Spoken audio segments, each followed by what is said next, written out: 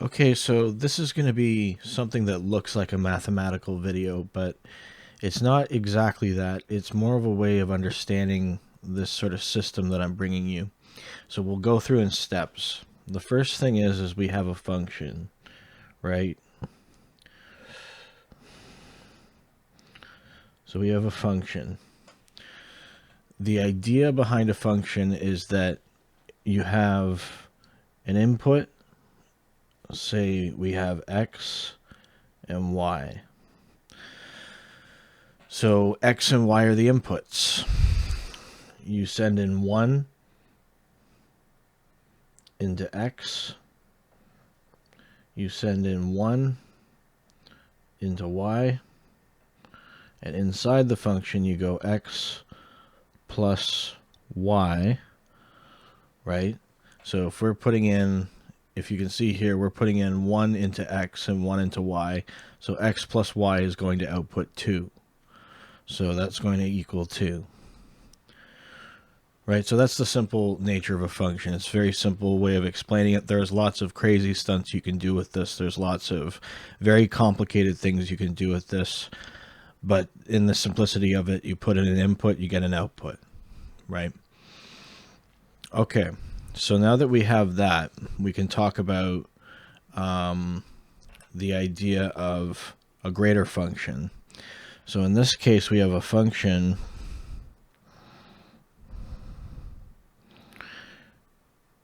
and it's a greater function. And then inside is a function.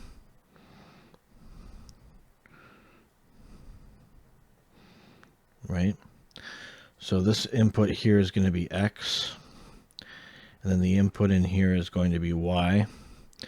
So this with this greater function, the idea is you can put in an input of 2, for example. So 2 is going into the greater function. And then the greater function has a way of going, okay, take this function and throw in, for example, y is equal to 3 plus x. So we know that's going to be 5, right? So the 2's coming in, y is equal to 3 plus x.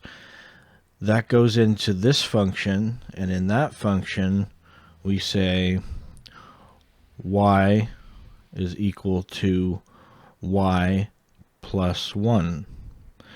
So now we know that that function inside a function is going to take y and go y plus 1. So y is equal to 3 plus 2, 5. Y is equal to y, 5 plus 1, 6.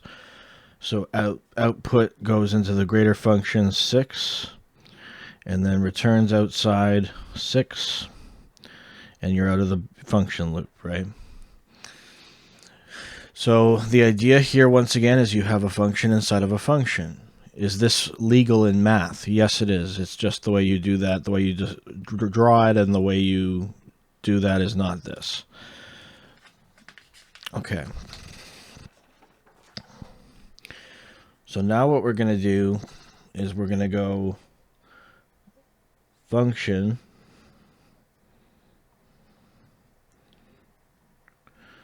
We have a function x,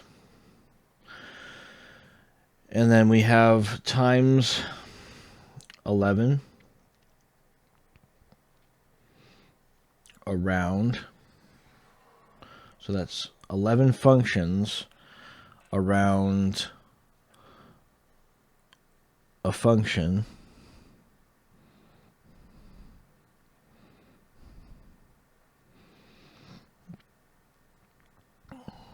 which has an input of y, z. Okay, so picture 11 functions going around the function in the middle. Now we're going to create a super function.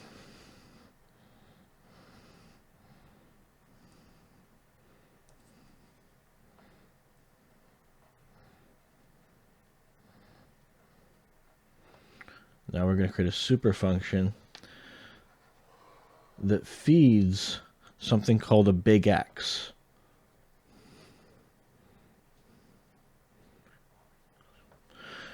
Okay, so we have a function inside the function. 12, you have a function inside the 11 functions inside a super function. Now the super function is going to put in something called the big X, and what that's going to do is it's going to work out all the details of what to put into the 11 functions. Right? So instead of working on one function at a time, this super function will fill out all the details needed for the total of 11 functions below it. And then as they feed that, they're going to argue how to put basically their data into this function in the center. You're wondering, what am I getting at? You have to wait. Okay, so you understand superfunction function. Now I'm going to show you something. Now this can trip some people out, but it is what I need to do. So the first thing here is we're going to go function.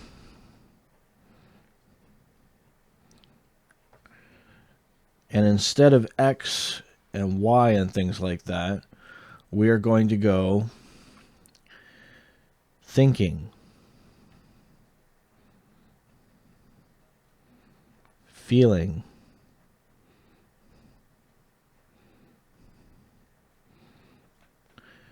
seeing,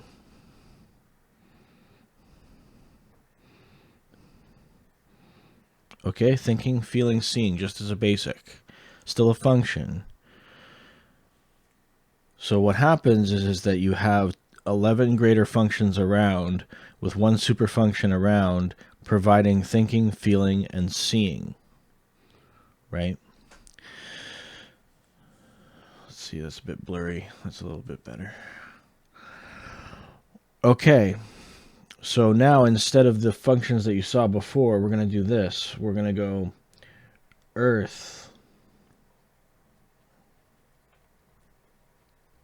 Moon,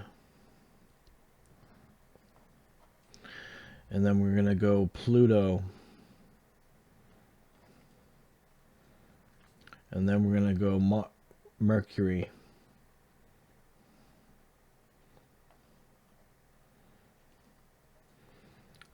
Mars, Venus, Neptune,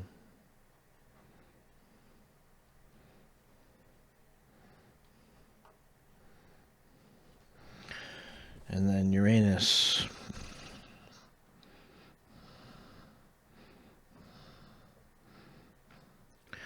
and then Jupiter. We'll try to center it here. Jupiter, and space. So remember what I mentioned before, the 11 functions? Well, these are 11 super machines, and that's what we're going to call them from now. So from now we call them machines. And who is above on the super function? Sun. So sun around all of that, and these guys pointing at the single function. Right? Let me see if I can get that to... Yeah, that's a bit better. Okay. So now what you're looking at is the idea of the superfunction sun providing thinking, feeling, seeing, and all experience for the bigger functions, the ones you see here, and then for the one down here, the 13th. So what is the 13th? 13 equals human. That's you, or what you're writing in. 13 equals human. Okay, so you see how they all are there, and they all have their own colors to go with them. Earth is green, Moon is white, Pluto is orange, Mercury is gray, Mars is 6. Earth is green, Moon is white, Pluto is orange, Mercury gray, Mars red, Venus pink, Neptune blue, Uranus yellow, Jupiter purple, space turquoise, and then Sun black. So basically what I'm saying is that these are all functions, right?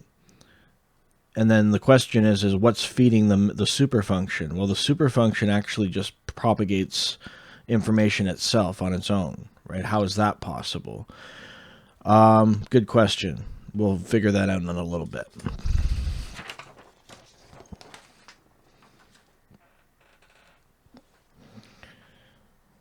Okay, so now what we want to do is we want to go function,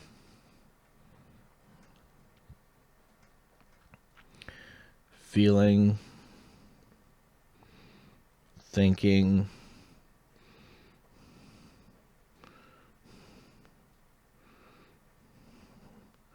seeing.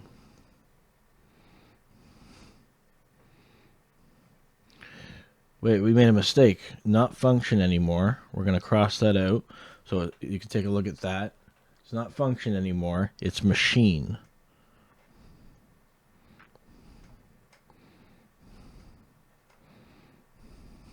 So it's machine. Now what happens is that the information goes in to feeling, to thinking, to seeing, and what does it do? It takes the individual right here, takes the individual through what's called through things, where you're going through solving a mathematical problem. Right? So this idea here is that spiritually everyone's hooked up and are solving mathematical problems. And in this case, at point 1, this is point 0. At point 1, the individual is opening a door. So door open.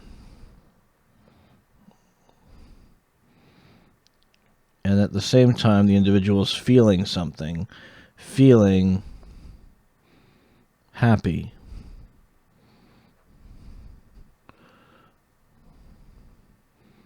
Right?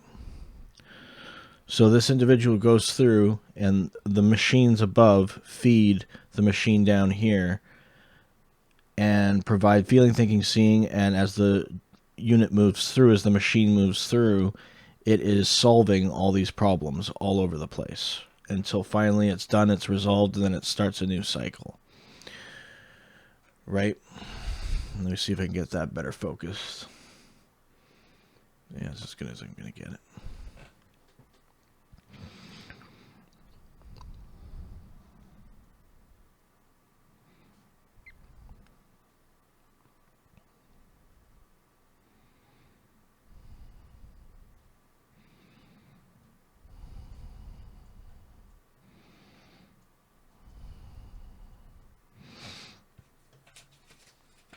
So, how does this final page work? Basically, this is the way of describing big X's to you, big Y's. So you have the total of 12 controllers with God included. 12. Around. They are big. They are bigger than the multiverse, which are billions of universes. They're massive in size. Right, so the 12 are around, and they do not think human. They think above. So when they see a universe of people,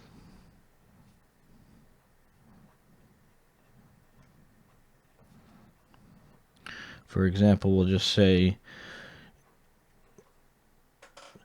8 million, just as an example, you see 8 million people, and they are able to say in one go, they can put in a big X, and that feeds commands to 8 billion people, which is how God can have conversations with 8 billion people at this 8 million in this example. Sorry, I was wanting 8 billion, but the big X can feed 8 billion people or 8 million people at the same time, right? And it all works, and it all makes sense to the individuals below who are listening to God speak to them. But God does not think in a way that is human, or speak in a way that's human, or do anything in a way that's human. To translate everything that God does, you'd think, is there a one guy in the sky with a lightning bolt? No. So this idea of the guy in the sky, That's not how it is.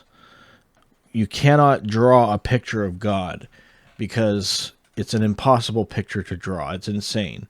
We can do diagrams that make sense, that actually show you who God really is, but in this situation, what you see is God is this massive machine of black smoke that surrounds all the universes that can exist, and all existence and all thinking and all feeling and seeing everywhere throughout everything, and speaks in massive machines that compute down to the machines below them, which compute down to those machines below them, and you have complete control over the human experience.